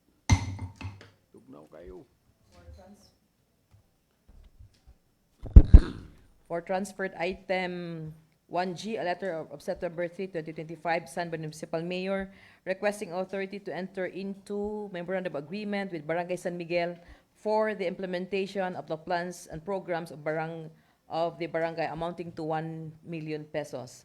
Mr. Presiding Officer, this MOA covers the release of 1 million pesos from Aid to Barangay Fund to support the various plans and programs of Barangay San Miguel, including health, nutrition, education, infrastructure initiatives.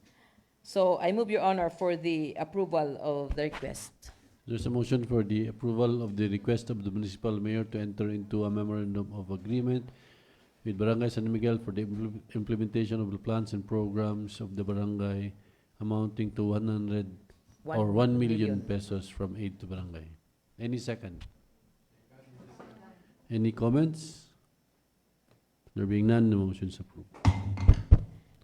For transferred item 1I, a letter of September 3, 2025, signed by Municipal Mayor requesting authority to enter into a deed of assignment with the Philippine National Police, Manolo Fortich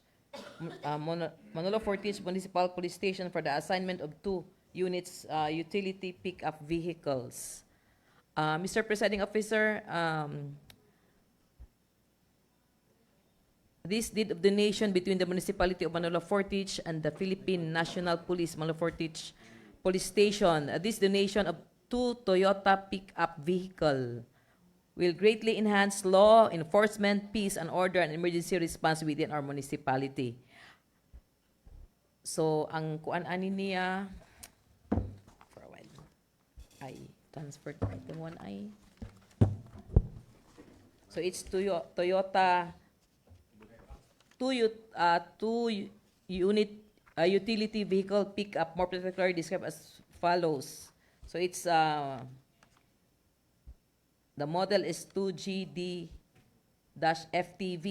and the other one is 2GD-FTV, the same. With the engine number, na diha, no? Dayon, it's Hilux 2x4. And then with nana siya is CR number o R number.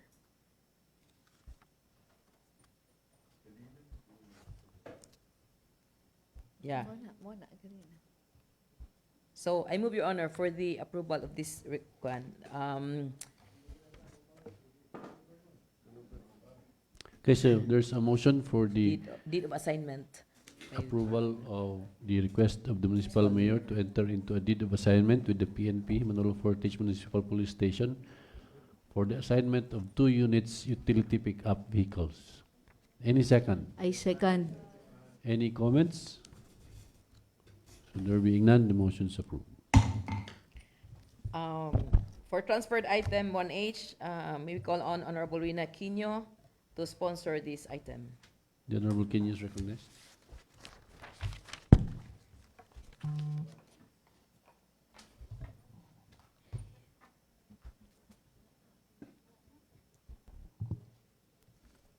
Good morning, Mr. Presiding Officer, to my fellow councilors. Good morning. For the transferred item 1H, this is from the Office of the Municipal Mayor dated September 3, 2025. This is a request for the approval of realignment of fund amounting to 20,000 pesos from the Municipal Planning and Development Office training expenses, portions of appropriations to be made available for their additional appropriation for food supplies expenses of the said office. Attached herein is a certification that the amount of 20,000 pesos is available for realignment from the general fund of the Municipal Planning and Development Office. Their training expenses of 20,000 pesos is to be appropriated for their food supply expense of the said office. Mr. Presiding Officer, I move for the approval of this realignment of fund. So there's a motion for the approval of the request of the municipal mayor for approval of the realignment of funds amounting to 20,000 pesos.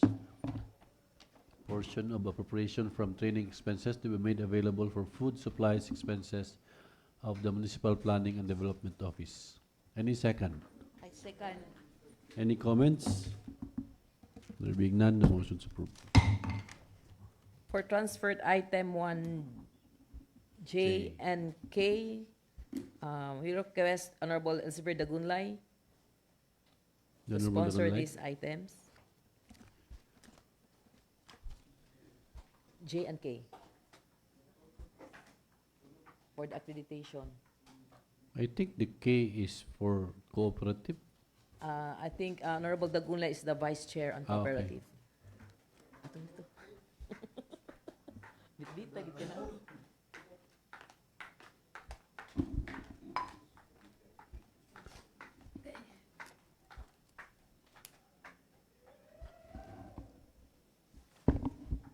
Thank you, Mr. Presiding Officer.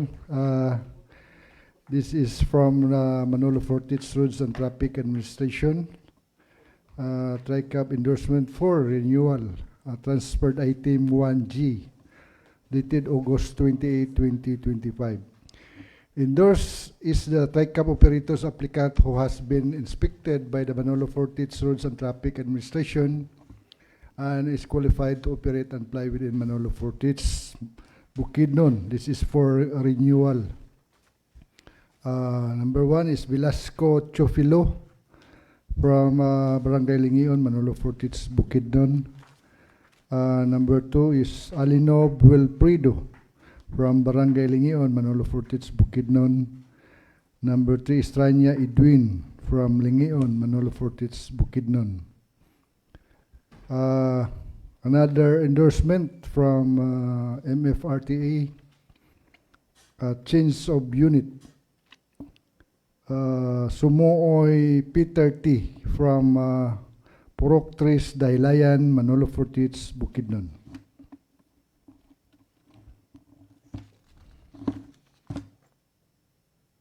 Another for TRICAB renewal, Hingon Redford from Kalugbanan, Manolo Fortich Bukidnon. This new applicant is for committee hearing, Mr. Presiding Officer. Yeah, Pinaso del Rio from Agusan Canyon, Manolo Fortich Bukidnon.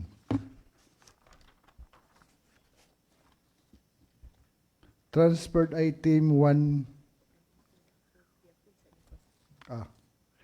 So I move for the approval for this following renewal for TriCab operator within Manolo Fortich, Mr. Presiding Officer. So there's a motion for the approval of the renewal of application for franchise of Velasco Chofilo, Alino Wilfredo, and Tanya Edwin, and the change unit for Peter Sumuoy, and another renewal of Mr. Redford Hingon. Any second? Any comments? There being none, the motion is approved. But for the new application, we will Refer to the committee. hearing. Okay. So the other one, Mr. Chair, the transferred item 1K, accreditation of application of the following CSOs. Number 1, Alay TriCab Operators and Drivers Association, ATUDA. Number 2, Kalugmanan Sangkanan Lindaban TriCab Operators and Drivers Association, Kasalituda. Number 3, Minsuro Farmers Association. Number 4, Santiago Integrated Crop Farmers Association. Number 5, Mantibugao Agrarian Reform Beneficiaries Farmers Cooperative. Number 6, Maharlika Tribal Kingdom Dorosol Agriculture Cooperative. Number 7, Busico Multipurpose Cooperative, BIMCO. Number 8, Sitio Upper Farmers Association. Number 9, Gilang-Gilang Diversified Farmers Association. Number 10, Gilang-Gilang Integrated Farmers Association. Number 11, Consolation Farmers Association. This is from Gilang-Gilang. And the last is Minsoro Farmers Association, Mr. Presiding Officer. Nakaduha na ning Minsuro. Number 3 is also Minsuro Farmers Association. Oh, lagi ka na siya. I-approve na dito. Nandoon na. So only 11. Yung number 3 and number 12, parehas naman. Number 2 and number 3 and number 12, Minsuro Farmers Association. Gisiguro ni sa ilang kapitan ba?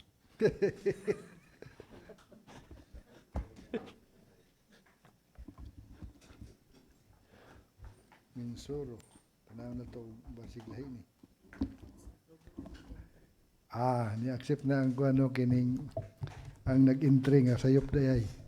So, for these applicants for CSO, Mr. Presiding Officer, I move for the approval for this following association, Mr. Presiding Officer. So there's a motion for the approval for the accreditation of the following CSOs, Alay TriCab Operators and Drivers Association or ATODA, Kalugbanan Sangkanan Lindaban TriCab Operators and Drivers Association or Kasalituda, the Minsuro Farmers Association, Santiago Integrated Crop Farmers Association, Montibugao Agrarian Reform Beneficiaries Farmers Cooperative, Maharlika Tribal Kingdom Dorosol Agriculture Cooperative, Buseco Multipurpose Cooperative, Sitio Upper Farmers Association, Gilang-Gilang Diversified Farmers Association, Gilang-Gilang Integrated Farmers Association, and Consolation Farmers Association. Any second? Any comments? Yes, just one The Honorable Alvarez. Thank you, Mr. Chair. One due diligence question, since this is it states accreditation application, so it does not appear here that it was already processed by the DILG. So I'd like to ask the sponsor if this was approved already by DILG or endorsed. Is it endorsed in the DILG, Mr. Honorable J. Alvarez? Na endorsement kay kan sa DILG? Na? Yes, Mr. Presiding Officer. Thank you, Mr. Chair. Any further clarifications, queries? There are none. The motion for the accreditation of the 11 associations is now approved. Thank you, Mr. Presiding Officer. So, for the announcement, Mr. Presiding Officer, I think the Honorable Dimata, na siya announcement with regards to the PCL activities.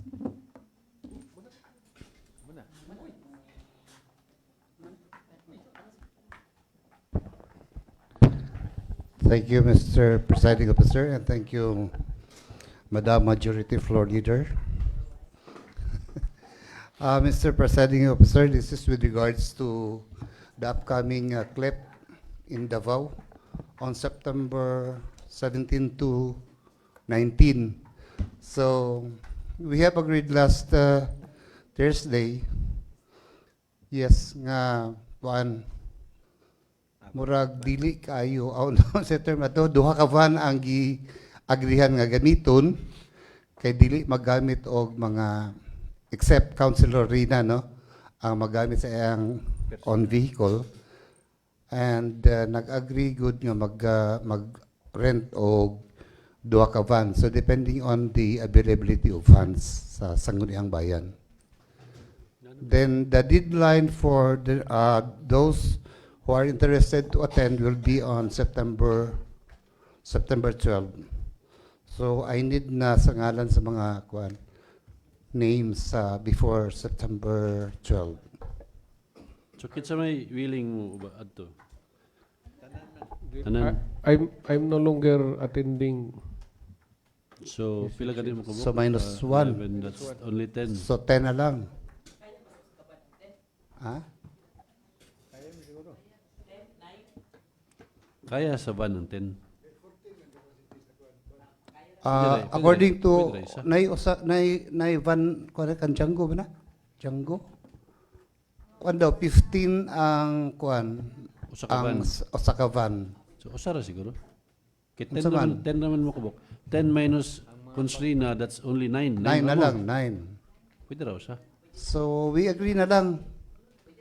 Then kindly submit your names before 12. Okay, parang then I would like to request the Secretariat to process sa ato ang kuan sa atong registration. So that's all and thank you. Thank you, Honorable Dimata. By the way, if we agree to abangan nato kang Mr. Nervasa ba na? Gigato. 4,500 per day ang van plus 750 per day ang driver plus accommodation and meal. Oh. Ano dili man ang van na to? Atong That's why according to ikaw magrason na ni. Si Honorable Cordovez di daw magamit og van sa ko saba ko nang iportahan. Why problema portahan kung saba basta okay ra makina. Mag-earplugs. As per Fredo, bago daw mga mga busing, mga tanan. Ang sa kuan lang sa kanang rolling door lang ang problema. Ano lang siya kay. Nas Fredo siya. Oh. Mo gyapon Fred, 750 per day plus.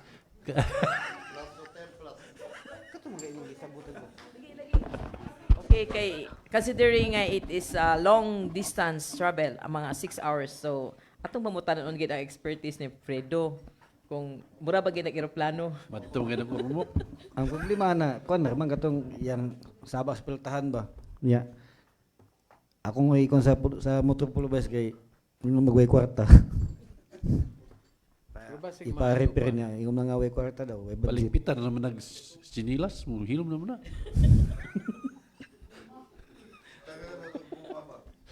Kay kuan Mr. Presiding Officer, we use that sa atong ano ba to siya? Activity last September 1. Makabungog gid ang tingog, Mr. Presiding Officer. Di ka makatulog. Grabe ka, bungog gid kay siya. Saba kayo ba? Mura kag sige anaagong. Oh, lugay naman po. Pero basig malain kung si Fredo. Kung ayo, masakit na si Fredo. Kung ma-fix na ni Fredo, ay layo pa man, September 17 pa man. Mas maayo ang atong van para wala na gasto. Imagine atong per day plus driver. Si Fredo pwede raman ni makasulod dito sa room ni Kung siguro asa makasingit para makadaginot. So Fred, okay ra? Sir Presiding Officer. Wah, ganay problema Fredo. The Honorable Kinyo? Since yes, Mr. Presiding Officer, since na ang atong kuan ani is makales, what if katong own nga vehicle tubilan lang din nato para we would be able to spend for the rent, the accommodation, and the food for the driver? Are we still live, Mr. Chair? Murag, oh. We're still live. Still like Well, anyway, ang mo attend is 10. 10 ang mo attend. suggest 10 ang mo attend. Ang dili lang mo attend si Honorable Alvarez eh. Okay na to si Lipardo and si Pinaso? And si Padid? Nag-confirm Okay na sila, okay sila. Nag-confirm sila? Ah, okay. I don't know ni I don't know ni Councilor Lipardo.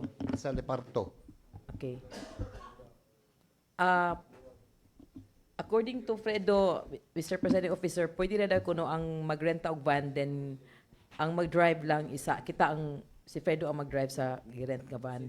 If ever dili ma-fix ang atong van. Sige lang, atong i-tanawon sa ang atong options. Basta kay napulo ang muuban, and then ang isa is magdala og sakyanan. So, okay, kana lang sa. Okay. How So, about sa labi magdala siya sa sakyanan? dili pa siya sure. Mr. Chairman, The Honorable Pena. suggestion lang ba? Kung panalitan, no, ang ban nato is available kay may nang di na saba. So okay na. So kung medyo huot kay medyo huot man, ako i-suggest, Mr. Chair, nga basin pwede, kailangan tayo Fortuner, di ba, ang LGU? Pwede naman. Oh, pwede din, o duha ka sakinan. Para nga ang mga baggage, na makumpleto siya ba? Para ito, di na ta mag-abang, whatever, Pwede man. no? Anak ra siguro. Okay naman siguro Kaya naman tayo mga Itong inuba. Oh. Fortuner ni sa Treasurer's Office. Pwede na nato, alam mo na. Pero ako So, i-suggest, kasa mo mahuman gani? 19 ba? 17 to 19. 17 to 19. So di mo maka-appeal sa Civil Service Month. Kaysa 19 man. Hindi na may makapil. Sa Municipal Gymnasium. magpasmig uli. Lupad mo, lupad. Alauna pa ito mahuman, ana. So kana lang, Mr. Chairman. Okay. So, di nata mag-rent o van. I-discuss Ano na lang lang kay na. Astor Then, Prido, okay naman. ulam na lang tayo sa Fortuner. Oo. Plus sa kang Van. van ni Prido. Okay. Basta Ako lang sponsor sa Spartan, Fred. Paligpitan lang ng Spartan. Di lagi na tingog. Okay, that's all. Thank you. Okay. Another announcement. Tomorrow na ang last day sa Revenue Code. Nag-invite sila for presentation sa hapon. Sa Pearlmont ba? Pearlmont? Walang Pearlmont. Pearlmont sa hapon. So, most probably na siya sa mga siguro mga 1 o'clock or 2 o'clock until 5. Ano? Di ba, Honorable Abales? Okay. Wala man mo sa September 19. September 19 will be the Civil Service Month celebration na sa Municipal Gym. So, na ay activities, na ay fun run 10 kilometer, na cheer dance competition. Kami lagi, mga pilpirmi, kaya wala man mo. Kami lay dagan para sa inyo. Kami lay cheer dance para sa inyo. Arang Pinoy, and then ay basketball and frisbee na ay PCS, Personal Care Services. And then ay putubot. This will be for para sa tanan empleyado. Okay? Ay, ang session na to will be on the 16 lang siguro. Ha? 16. Pwede sa 16 lang atong session. That is Tuesday. Tuesday? Okay. Tuesday. Tuesday, 16. If okay sa inyo. Mag-send out na mag-notice kung okay sa inyo sa 16. 16, okay na. Oo. Tuesday. 16. For next week. Okay pa man dito. Napa man next week na. Okay, any more announcements?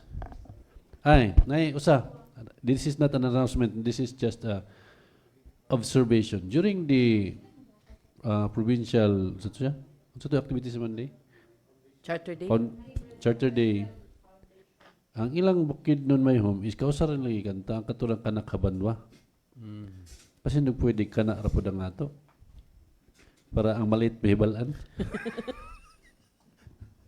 Mr. Chair, Basin, I'm suspecting they already amended the ordinance. Bakit sila na ang nag-propose sa sila nagpasa sa ordinansa niya. Sa ila, usaray lagi kanta ang kanak habanwa ra. Can we also adapt that na lang and change our internal rules so that katulang binukid ra? Okay na siguro ba? Kaya mo Okay ba ra. yung sa province? Sila ba yung nag-require sa ato ng kantahon ng dua? Pero sila kay usara eh.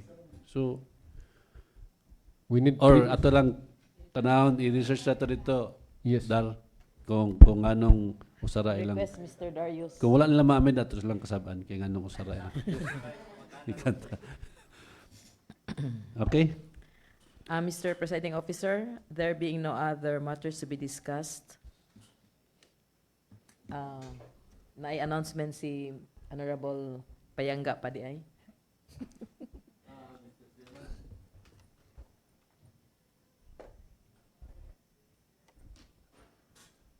Okay na. Mr. Presiding Officer, I think we have done already. I move, Mr. Chairman, for the adjournment of our 21st Sangguniang Bayan 10th regular session, Mr. Presiding Officer.